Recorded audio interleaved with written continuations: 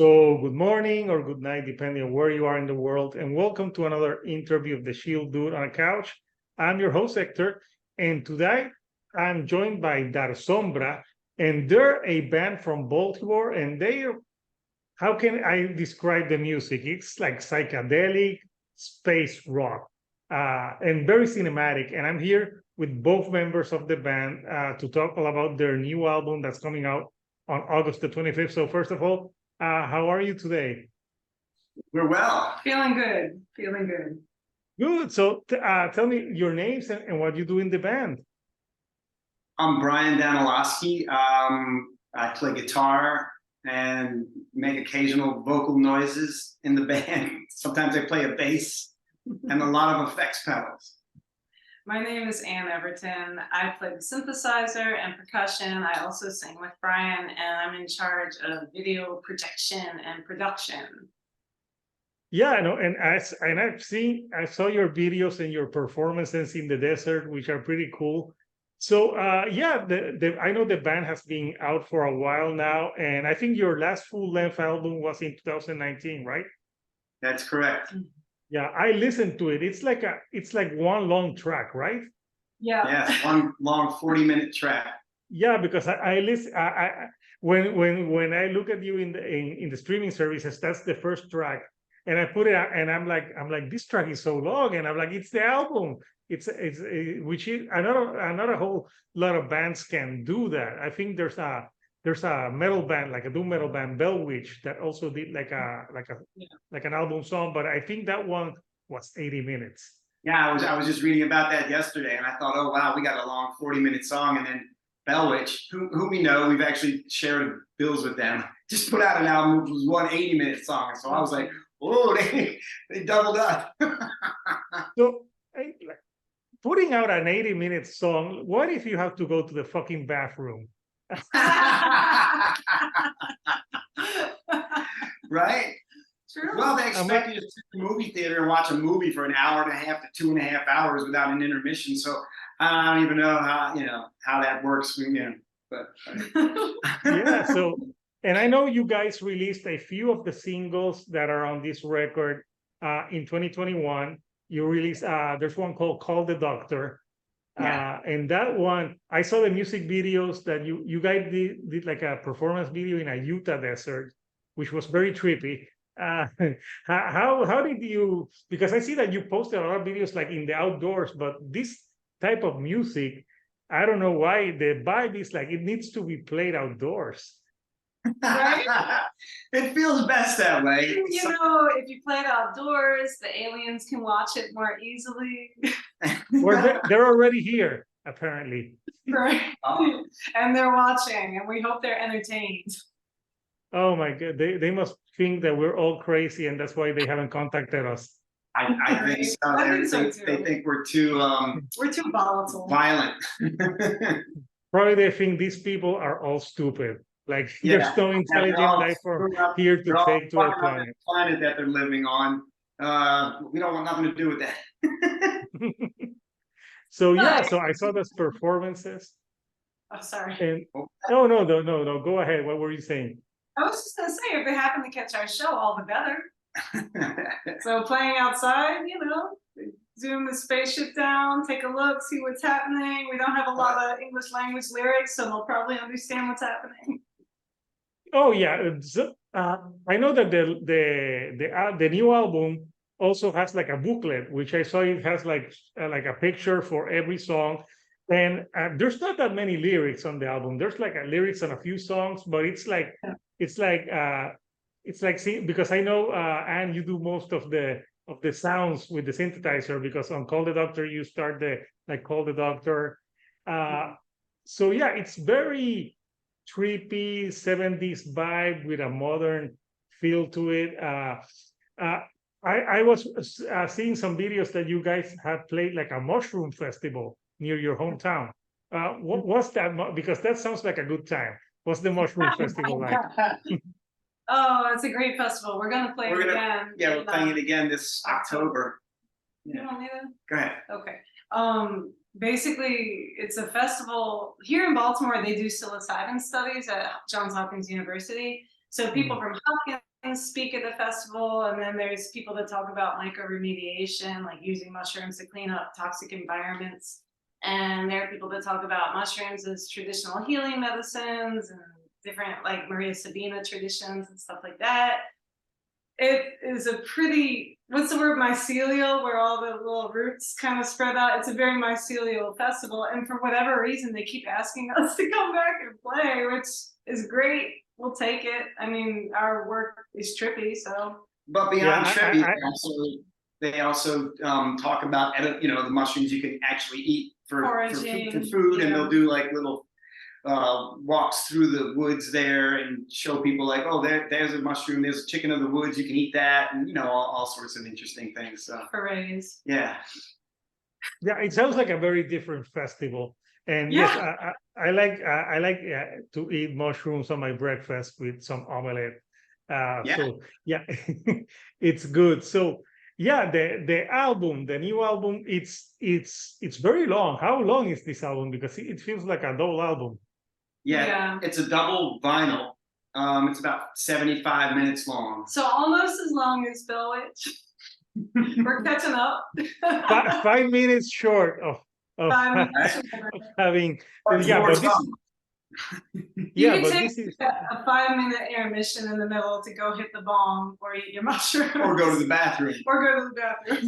Or maybe do everything at once. Yeah. So you can get that out of the way. So I gotta tell you, I saw the music video for the single Gibbet Lore, and that's I was like watching this. I'm like, I don't know how to describe what I'm watching. You're eating some peanuts. There's some people dancing. There's someone dressed as a devil.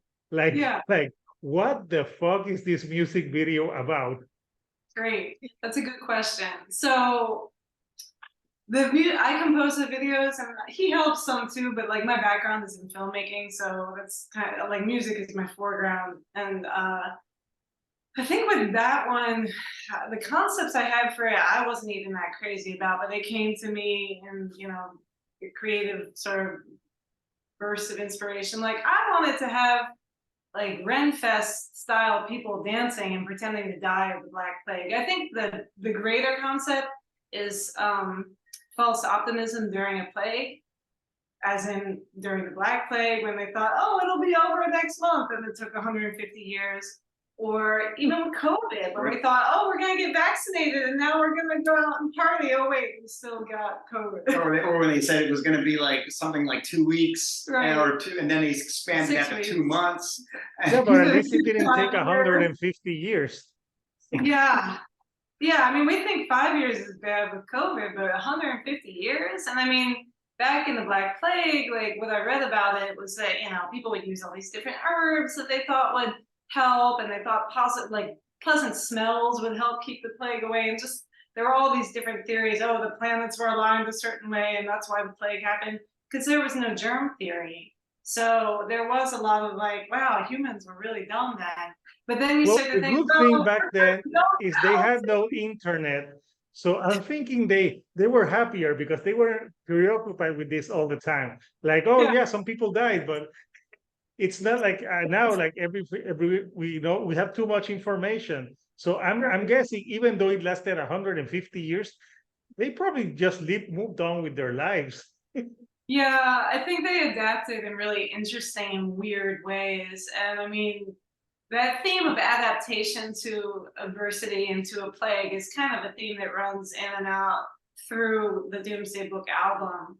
So, you know, Gibbet Lore, I think, is sort of, it kind of takes the ethos of the album and like condenses it into like this 1 8-minute song, which for us, 8 minutes is very short. So. Oh yeah, because you have like Call the Doctors is like 12 to 15 minutes. So yeah, so you wrote most of this because I saw the booklet in the lockdown. So it's a lockdown record and inspired everything that was going on. I was reading the artwork. Did you do it? Did you do it yourself? Right, the artwork of the record. Yeah. I mean, again, my background is a filmmaker, but I also studied visual art growing up. And yes, there you go. Here's the artwork. Yeah, that's Yeah, the album. yeah, I Ooh, like the artwork. It's pretty cool. yeah. Yeah, with This the Doomsday book. So, what were you trying to capture with this album cover? here's the star of the show. So, we worked on it together. I mean, do you want to talk about it, or do you want me to? What was the idea behind this cover? Oh, the cover? I mean, the background is this desert landscape that we were visiting when we actually did have COVID in 2022 when we were on tour out in New Mexico and Arizona, like on our way to California. And the landscape was so otherworldly. I mean, there were forest fires going on, the air was all gray, and it was really dusty and windy, and we had to cover up in masks and stuff just to keep the dust from going in our eyes and mouth and nose. And so that struck us as a very lunar kind of environment. And then the thought of the big, weird looking metal crystal, that's a bismuth crystal, which is kind of a theme that runs in and out of our work visually. It's my COVID hobby. I started growing bismuth crystals. Brian has the crystal in his hands. It's huge. And, Oh, let me look at the crystal. Oh, wow, yeah. Looks pretty cool, very trippy. And when I saw that album cover, it reminded me wasn't there in like Utah or somewhere that like this crystal or something was found like in the desert and then it disappeared? Yeah, what you was might be that? talking about this monolith. The Yeah. monolith, yeah. that I think an artist put up, but they put them all over the world too. There were similar ones. It was shaped like a big triangle. Like Yeah. a column. Yeah, I'm glad you know about we that. read about that fairly Yeah. recently. They call that like the Utah monolith or something. Yeah. Yeah, I remember about that, and probably some people were thinking like, "Oh my God, who put it there? What's it Right. doing?" Like, but yeah, there's things like I went to Stonehenge in England, Yeah. and you know they say they put it there because it's a specific place where the sun hits. But I had a second theory. What if they were just moving the fucking rocks and they were tired and they just left it there? And they're like, no, it's on a specific. Maybe they were fucking tired, and they're like, yeah, look, we're it's good here, leave it there. Like, Might have been because- some druid backyard installation sculpture, you know. This is a place where they stored rocks. oh yeah, and yeah. Well, there's I used to live in Miami, like a year and a half ago, and there's like this place in Miami where it's like Yes, we know what you're talking about. I'm trying to remember the name because the what? Coral The Coral Castle. The Yes. Coral Castle. So I went to see it. From Oh, afar, it looked corny as fuck. But when you go inside and you see it, and it was like one tiny man that built this, and they don't know how they did it at the beginning of the 1900s. The story is pretty sad. He built that house. Yeah. He built it for a woman that he fell in love with, and she never came. So the moral of the story is like, just build it for yourself. Yes. Do not But, expect love. He did get. I mean, this was after he died. I think. But Billy Idol made a song about it, right? Yeah. No. Yeah. Billy Idol did make a song about it. Sweet 16, maybe. Yeah, something. One of his songs, because they mentioned it in the thing, saying Billy Idol wrote a song based on the story. So I mean, at least he got. Yeah, it's pretty cool. I went to it once and it was interesting and it's like I'm like that's a lot of work for one man. How did he do it? I don't know, but it's interesting themes, and obviously we're talking about this because the crystals and for those of you that do not know Spanish, I know the Darsombra means to give shade in Spanish. So there you go for you people that don't know Spanish. Thank you. Yes, and plus it looks cool together, and the logo it's like a moth, right? Yeah. How did you came up with the logo for the band? Did you have different ideas, or did you think that because the moth looks pretty cool? Yeah. So that was actually Darsombra started out as a one-person band. It was just me for I don't know several years, and I got a chance to do a lot of shows and tours during that time. I got invited to go on a European tour with the bands Jucifer and Gracian, and we got to play on this festival in Barroselas, Portugal, called the SWR Barroselas Metal Fest. And at that festival, I met this gentleman named Christoph, and I'm not going to try to mangle his last name, but he goes by Lord of the Logos, and he's kind of famous for.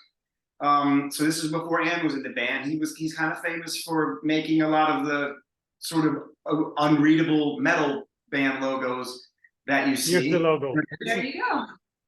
And he did the logo for Emperor, and he's done it for millions of metal bands, and he's even gotten so popular. I think he ended up doing logos for Metallica and Rihanna. Yeah, I think Rihanna or whatever. So, but anyway, so he does a ton of logos. He had a booth there of all of his logos, kind of taped up on little tiny pieces of paper all around the booth, and he had a book he was selling of all of his artwork, and I was just really impressed because he did all kinds of styles, not just the death and black metal logos that look like roots of a tree or something, or a spider web or something. But he had, or you can't fucking read what it says. Right. He did Art Nouveau logos, he did Art Deco logos, and he even did a bunch of logos that were sort of reminiscent of insects. And I loved the stuff he did. I thought it looked amazing. We hit it off as friends. He said, I said, what can I do to get you to do a logo for me? He just said, give me some merch. So I just gave him like one of everything at the table. And then I don't even think a year later, like a couple months later, he sends me this, and he sent me two logos. This was the one I ended up going with. The other one, you can actually read the band's name a little bit better, but this one just looks so amazing. I couldn't not use it. So, yeah, that was Christoph, Lord of the Logos. No, it looks cool. And it looks better that you could have, it looks, Darsombra meets Dark Shade. So it looks cool with the muff, because if you would have used like an umbrella or something for shade, that would have been too metal of you if you did that. So, yeah. When did you join the band? Did you join the band in the pandemic? Yeah, I joined the band. It was before the pandemic. Before the pandemic in 2010, I want to say. No, that was way before the pandemic. Yeah. Way before the pandemic. Yeah, we've been collaborating for, I guess, 13 years now. Yeah, Darsombra kind of started around the beginning of 2000, early 2000s. Yeah, no, you've been around a while. So, so this new album, like, what can you tell the people? It's because there's like a theme running in the album. Like all the songs seem to connect. It's not one full song, but they seem, sometimes you don't know when one, like they connect. The transitions between song and song is pretty fast. Was that conscious decision for you to make it like a album that, like, if you play live, you play it for the full 75 minutes with no bathroom breaks, no eating, no drinking water? Well, I don't know this album was mostly conceived as a studio creation, so I think there'll be some of these songs we'll probably never end up playing live or being able to play live, but never say never, you never know. But I'm a huge Pink Floyd fan. I love the way. Hey, me too. And I've always loved the way their later albums, from pretty much Dark Side of the Moon on, all the songs just kind of segue into each other, and so it just feels like this. It's like a journey. Cohesive listening experience that you're supposed to sit down and listen to all in one chunk. And so I think we just kind of took that inspiration into our song, into our album. Yeah, no, it does make sense. And this is an album that, like, if people who like trippy music, potheads everywhere around the world can enjoy this, because this is an album that you could put like on a Friday night with some wine, the lights down low, and you just put that and you just go on a journey. That's what we're hoping to do. That was the intention. That's why you keep getting invited to the Mushroom Festival. Yeah, I think so. No one's going to invite you to the Clean and Sober Festival. Probably not. Yeah, we won't do so well at the Hardcore Fest, unfortunately. Yeah, that would be cool. So I know you guys you're doing like a album release show, right? Yep. Yeah, on the same day as Album. the album comes out. Yeah, in a couple of weeks, we're doing an album release show here in Baltimore, and then we kick off a 7.5 week North American tour. Who are you? Where's the album release show? It's at the art gallery in Baltimore outside, which is great.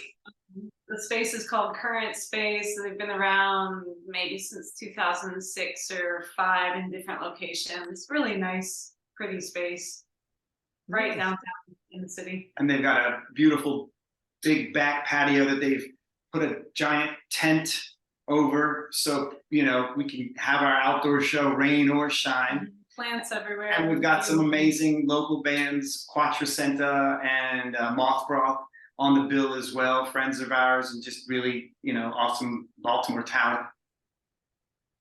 Yeah, that's good. And I know Baltimore is very known for having like a death metal fest too. Yeah. Yeah. Yeah, but death metal people are not that happy. We're life metal. No, we're rainbow We're metal. gonna play the life fest. Yeah, We're yeah, death metal is more like I associate death metal like with drinking beer and hitting each other. But Yeah. your music is like, no, you're like all trippy, everyone loves each other. Maybe at the end of the show, at the next day, there needs to be some birth control giving out to people that attend the show for security reasons. But yeah, it's pretty cool, and it's pretty hard to describe because it's psychedelic, it's prog. You don't know how to describe it, and obviously it's very out there. Like it's hard music to describe, but yeah, I think it's pretty cool music. And when I saw your videos, you can tell that you love playing music and doing that. So you're going on the road soon. So for you guys, when you go on the road, what are 3 like essential items that you need to bring on the road with you to have like a more pleasant experience? got one. A rice cooker. I mean, like literally a rice cooker. Like we have our van is a camper van. It's like a cargo van, like the kind of contractors use, but we've outfitted it. It's comfortable. We share the space very well. And we have like a sort of small electrical system that we've installed in the van with an auxiliary battery, like an auxiliary car battery. So we have an inverter that's like a wall outlet, and we can plug the rice cooker in, and while one of us is driving, the other one is making oatmeal or eggs or soup or whatever in the rice cooker. And we can even plug into it and do the band into it and do a show. In the inverter, not the rice cooker. Not in the rice cooker. We can plug into the van and do a show right there by the side of the road. Although yeah, I've seen some of your videos that you put out on your YouTube page, and there's a few shows that you do like one near the ocean. You do a few in the desert, in the moonlight. Yeah, no, you guys are ready to play whenever. yeah, pretty much. Yeah. What's another thing that's integral? We always try to find an interesting book to take on the road, and then we'll while away the hours by reading to each other while the other one drives some interesting book. And it's it's often the last couple of times it's been sort of music related, and even like indie DIY music related, because I feel like we're pretty indie DIY kind of a band. Like which books? So we'll read books like This Band Could Be Your Life or Get in the Van by Henry Rollins, where we read the stuff he went through and think like, wow, we got it a lot easier these days. And then, we can go to the show and get kicked in the balls and spat on and, canceled. I mean, sometimes shows get canceled, but, so I don't know, we just love reading that kind of stuff, because these people, these indie pioneers, they paved the way for us to now go and be able to live this lifestyle, and they really paid the price. They had it a lot harder carving this trail out than we did, so we're indebted to them. So we read books about that kind of stuff, science fiction, yeah, we just finished reading 2001. The third thing is not something we use all the time, but it's pretty good to have. We have like this hard plastic red hook that you use to massage your back. That's a hit. Very good That's on the road. interesting. Yeah. And I like it that you are like fuck audiobooks. We're going to read the book ourselves. Yeah. I don't like audiobooks. I like books that I like to touch them. Yeah. Yeah, I mean, one day we'll get into audiobooks, but we're like secret old. not so secret. We're not older than we look, and so we like the old school. So I'm gonna turn the page and read you a chapter from the Book of Henry while I make this wonderful meal with the rice cooker and massage. Just imagine like 30 or 50 years from now, if there's no books and everyone's like listening to audiobooks, like they can't fucking read them. Yeah. Rough, hard future. We're gonna suffer. Yeah, we're already suffering. I think some technology is good, but my God, we are creating some lazy as fuck people. Like I'm telling you, that Disney movie Wall-E, that's a documentary. That's what's gonna happen in the future if we don't like start doing something. I think that's one of the best Pixar movies ever, is because it has like a message that is pretty deep. Like the Earth is all screwed up and everyone is like super obese because no one wants to exercise and everyone's like watching TV. It's a deep movie. Have you guys seen that one? We're gonna have to see. Not yet, but now we will on your recommendation. Yeah. No, it's one of the better Pixar movies because it's deep. It's got like a actual deep meaning to it, and I don't think kids would understand it because it's called Wall-E, and it's it's like a robot that is left on Earth to clean the Earth, and the story of the movie, which is pretty grown up, is like the Earth is so screwed and fucked up with pollution that they live on like this spaceship. Like it's like a cruise and they leave. So while Earth is being cleaned by this one tiny robot. Oh, wow. Oh man. And then they have this other robot. Yeah, then they have this other robot that the thing of the robot is that she's trying to see if like a plant can grow on Earth to see if they can come back. So that's the story of the movie. So for a kids movie, I think it's a pretty complex story. Yeah. So yeah, it's actually good. I recommend it to you guys. And since you like the outside and that it's got a message that you would resonate too. So yeah, I saw that the touring for this, you're gonna be touring from September until almost the end of October. And I saw that it's like you're almost like there's almost no days off. So you're gonna be playing a lot. Well, we have a few, but We go pretty hard when we tour. We like to tour for huge chunks of time for a couple of reasons. One, because we don't want to drive really long. So if you want to play a show all the way on the other side of the continent, like in Portland, Oregon, but you don't want to drive more than 6 hours a day, it's going to take you a minute to get there. And we can stop and play all the towns between here and there. And so we like that. And we also like to not just play only the major cities. I know a lot of bands, a lot of bigger bands, they'll somehow tour America in 4 weeks, but only play in major cities. And with these crushing drives in between, like, oh, we got Chicago to Denver to LA. But they're not driving, right?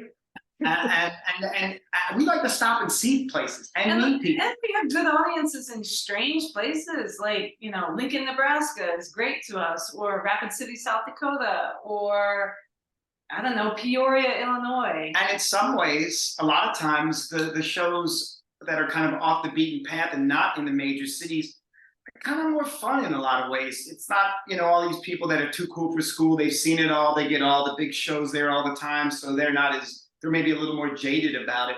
When we go to some little town where a lot of bands just kind of blow past on their way to the next big town, people are really appreciative that we stopped and you know played a show there, and we sometimes feels like somehow like a deeper connection almost in a lot of ways, you know. And I mean, we're adventurers too, so like all those little coral castles tucked all over the country, built by some guy talking to aliens, we're there. We're gonna check those out on the ride. Yeah, I could see you guys like playing like in Arizona in the Grand Canyon. That would be like a cool. Yeah, if they let you play. They let us play. Yeah, I know. Last time we were there, we got the ticket for spending the band, so they might not like Do us. you have to when you play on desert? Do you have to have like a permit to play or something? It depends where you are. I mean, obviously, like a national park like the Grand Canyon, you would probably have to get permission, but a lot of times we'll go to what's called Bureau of Land Management land, which is more open use. You can camp wherever you like, and because sometimes, like in that video you saw for Call the Doctor out in Utah, there wasn't a soul in what 10 miles or something like that. Yeah. I mean, it was just so empty out there that you can make as much noise as you like. Like no one's gonna hear you. Yeah, there's huge swaths on the western half of the United States where it's just big open desert. Nobody's around forever, and you can, you know, we're not nearly as loud as a band with a drummer, so we can usually get away with it. And we don't sit there and play for hours. You know, we'll do maybe a song or two. Sometimes we do. Sometimes we do. But what I'm saying is we've almost never, well, never. I don't think we've ever been shut down or stopped. Or one time we got sort of questioned by the Border Patrol. We were sort of near the border. We were in Arizona near the border of Mexico, and they stopped to make sure we weren't doing anything, you know, illegal. And then we said, no, we're just shooting a music video. And they were like, oh, okay, go ahead. So, you know, we get I away with remember it. driving from Nevada to California, like in 2011, like years ago. I was driving, and when you were going to California, they asked me like, or like, do you have weapons of mass destruction? I'm like, no. Yeah. Like, who's You have drugs, you have weapons. Yeah, the border is pretty intense. like, yeah, so yeah, it's pretty interesting. And they asked me that too in the Grand Canyon. I'm like, you have to have like a huge weapon to destroy that. Like, Right? like who am I? Oppenheimer? Like, great movie, by the way. If you haven't seen that movie, We haven't seen that one yet either, but we've been hearing good stuff about it. it's a great one. When I went to see it in the movie theater, you could tell who was going to see Oppenheimer and who was going to see Barbie. I bet. Yeah, it was They were hilarious. under. You see all the people in pink and the people like dressed normal or black. You're like, yeah, you could tell who was watching what. Well, they need to pay me to see that Barbie movie. Here in the States, they were running a sort of a double feature thing where they were encouraging people to go Barbenheimer, yes. to both movies. Yeah, they would dress like one half like pink, one half like black. That's good. But that Oppenheimer movie is 3 hours long, and I think the Barbie is like 2 hours. That's too long. I can't see the two movies in one day.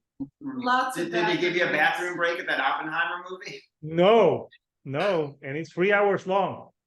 Oh wow, okay. We've been forewarned. All right. So 3 hours long, so that means 2 Bell Witch songs. Two Bellwitch songs. Okay. 2 Bell Witch songs. And you Bellwitch got the songs. 3 hours. Yeah. So guys, it's been great chatting with you, talking about Darsombra. You two are down to earth people, so I wish success with you in the current tour. I'll put the link for people who want to get the album physically. Once it's coming out on August 25th. So I'll put the link, and I'm gonna put the link to the music video, because people, if you haven't seen this music video for Goblet, I forgot the name, Goblet Lore, you need to see it, because it's a very unique music video, and if you see it and you got some marijuana or something to get high and watch the music video, watch it that way, and I think you'll enjoy it more. And it's approved by us. So anything you would like to say to the people who watch this video before we go? Thank you for watching. Thank you so much, Hector. You have so many good things to say. We really enjoyed talking to you. No, me as well. So people, check out Darsombra if you want to listen to psychedelic music and, you know, like something that's really out there, check it out and you won't be disappointed. So until next time, this is Hector, the Shield Dude on a couch, and I'll see you all right here on the couch. Thank you and good night.